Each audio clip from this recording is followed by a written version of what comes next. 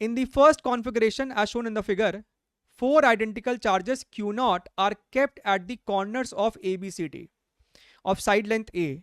In the second configuration, the same charges are shifted to midpoints GEHF.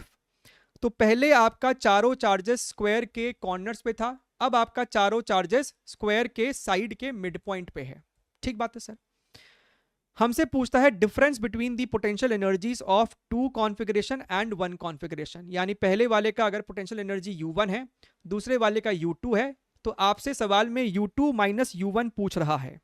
ठीक है, तो भाई साहब हम क्या कह रहे हैं, अगर तुम ध्यान से देखो सेकेंड सिचुएशन में भी अगर तुम सारे चार्जेस को आपस में कनेक्ट कर दो तो ये जो नया ग्रीन चीज बना है वो ग्रीन चीज क्या है सर? वो भी तो स्क्वायर है। ये जो ग्रीन वाली चीज बनी है ना वो भी सर स्क्वायर है। यानी शुरुआत में भी चारों चार्जेस स्क्वायर के वर्टिसेस पे थे और आज भी चारों चार्जेस स्क्वायर के वर्टिसेस पे हैं। लेकिन शुरुआत में जिस स्क्वायर के वर्टिसेस पे है उस स्क्वायर का जो साइड लेंथ है वो आपको a के बराबर है, और अब आपका जो स्क्वायर का साइड लेंथ है क्या वो a है? नहीं। तो वो साइड लेंथ पता कर लो बाबा। यहां से लेके यहां तक आपका a/2 है, यहां से लेके यहां तक आपका a/2 है, तो इसका जो आपको साइड लेंथ हो जाएगा a/2 का स्क्वायर का अंडर रूट, यानी कि √2 इंटू a/2, बोले तो a/√2। ठीक है सर, यहां तक भी मैटर एकदम क्लियर है। अब पहले वाले कॉन्फ़िगरेशन का पोटेंशियल एनर्जी लिखो। इनके बीच में एनर्जी होगा, इनके बीच में होगा, इनके बीच में होगा, इनके बीच में होगा, डायगोनल्स वाले के बीच में होगा और डायगोनल्स वाले के बीच में होगा। तो टोटल 6 पेयर बनता है। आप लोगों को तो ये सब याद हो जाना चाहिए, अभी तक 6 पेयर बनता है।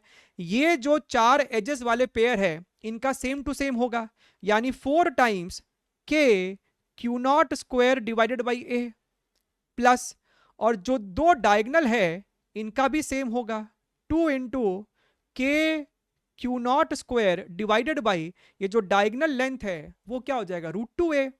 तो ये आपको हो जाएगा √2a। क्योंकि यहां पे √2 है तो एक काम करो, इस वाले √2 से इस 2 को काटा तो ऊपर में √2 बचा।